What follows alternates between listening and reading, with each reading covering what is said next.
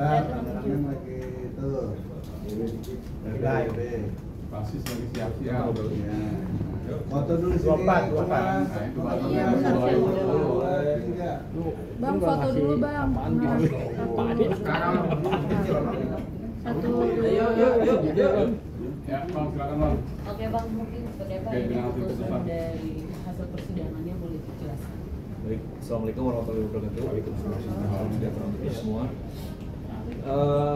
Bahwa betul hari ini tanggal 24 September 2024 telah diputus di PN Jakarta Selatan perkara klien kami yaitu Sarwenda dengan RO.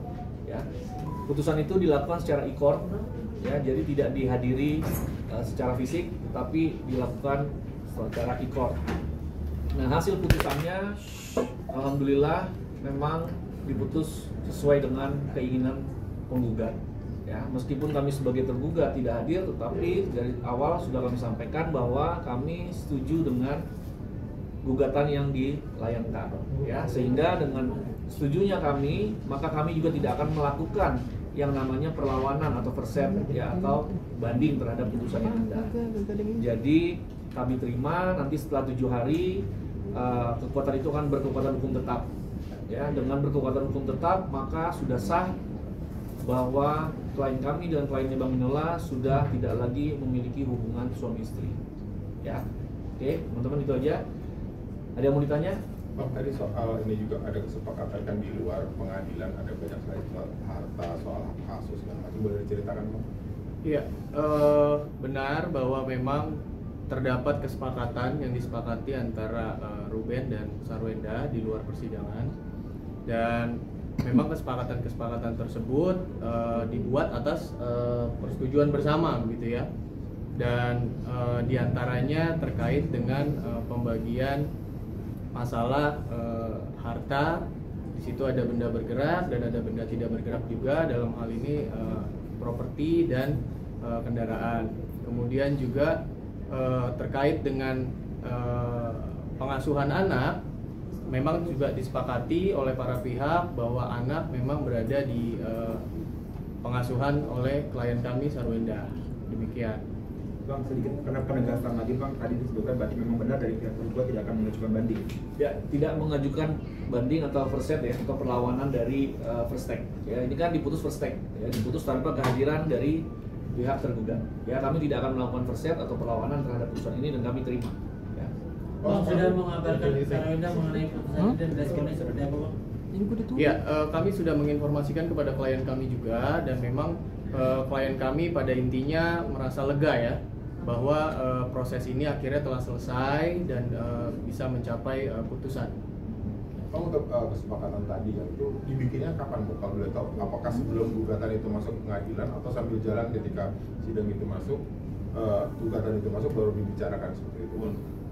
Gini, nanti mungkin pihak klien kami langsung menyampaikan kapan itu dibuat, ya. Yang pasti semua prosesnya kami anggap sudah berjalan dengan baik, ya. Tidak ada saling menjelekkan satu sama lain, ya. Tetap menjaga kepentingan anak, ya. Anaknya tetap bisa melihat orang tuanya baik di depan mereka, tetapi mungkin secara proses hukum tetap berjalan, tetapi di depan mereka tetap kompak, ya. Mereka tetap memberikan kasih sayang yang cukup pada anak-anak mereka tanpa membedakan satu sama lain meskipun ada masalah ini.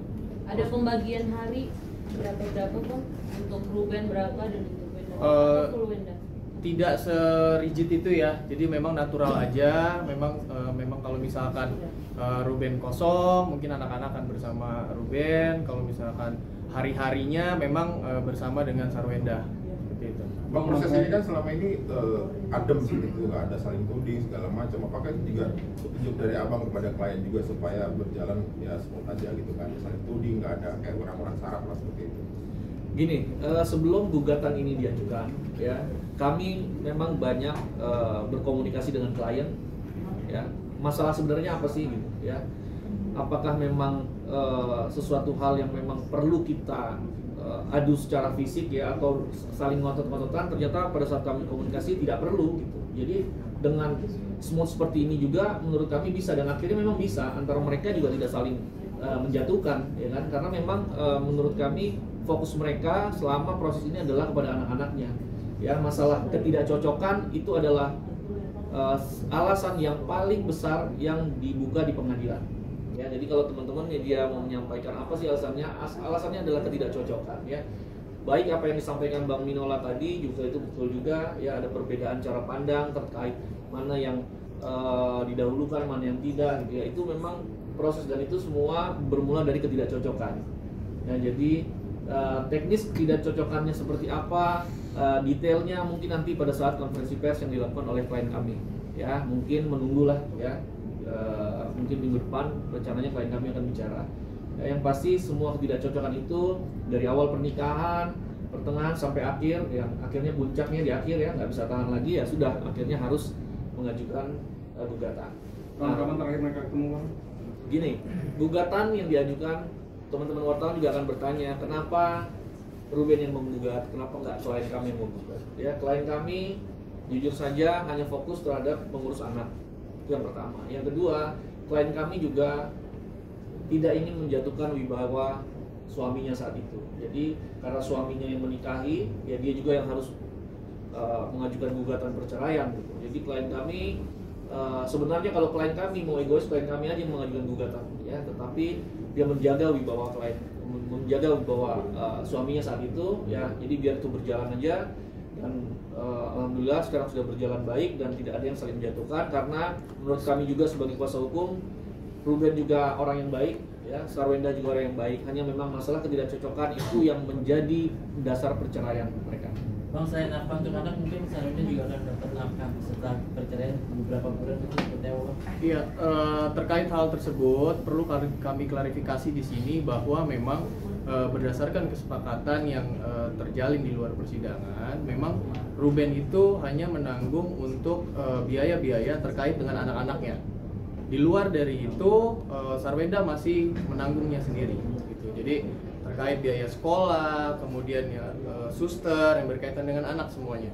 Tapi lepas dari itu, seluruhnya ditanggung oleh klien kami. Berarti hanya dapat aturan bunyi yang sudah disepakati tadi ya, Bang? Ya, betul. Jadi saya tambahin ya, jadi yang namanya setelah putus perceraian tidak lagi klien kami dinafkahi oleh yang Ruben ya. Itulah sebabnya klien kami saat ini terus fokus bekerja untuk menghidupi diri sendiri ya. Tetapi untuk anak itu memang sudah ada kesepakatan ya, A, B, C itu Ruben yang menafkahi ya, selebihnya itu klien kami. Jadi tidak ada satupun kesepakatan mengenai klien kami dibiayai terus oleh Ruben, itu tidak ada ya. Jadi murni hanya untuk anak-anaknya. Bang, izin penegasan mungkin Bang, sebelumnya kan ada konfirmasi kalau misalnya untuk biaya hidup semua ditanggung oleh Ruben. Biaya hidup siapa? Biaya hidup Sarwenda dan anak-anak, Oh, iya. termasuk rumah, biaya listrik dan lain-lain. Seperti apa mungkin Bang penjelasannya? Ya, itu yang kami klarifikasi ya, dan baru saja kami klarifikasi memang untuk biaya-biaya seperti operasional rumah itu masih ditanggung oleh klien kami. Terlepas dari itu, biaya anak-anak ya yang terkait dengan anak-anak ditanggung oleh Ruben.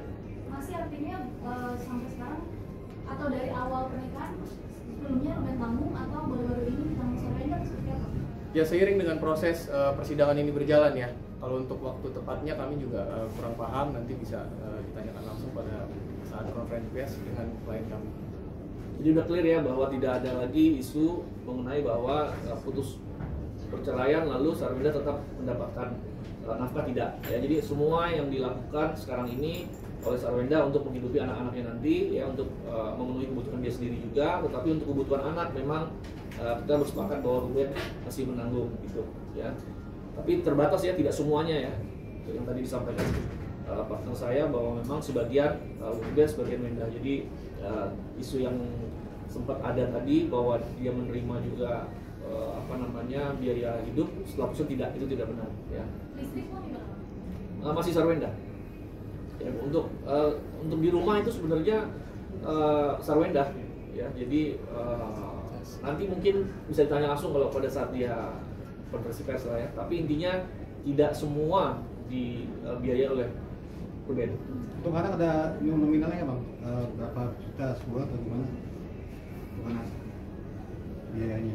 Kan di dalam gugatan perceraian hanya mengajukan soal perceraian tidak bicara soal hak anaknya berapa. Tetapi saya yakin komitmen mereka itu tidak lagi membatasi untuk anak berapa, yang penting anak ini bisa bahagia. Ya, jadi tidak ada lagi pembatasan oh ya per bulan sekian, tidak. Ya, saya pikir Ruben juga orang yang baik, tidak akan membiarkan apabila memang ada kekurangan terhadap anak-anaknya. Begitupun Sarwenda juga. Bang, ini untuk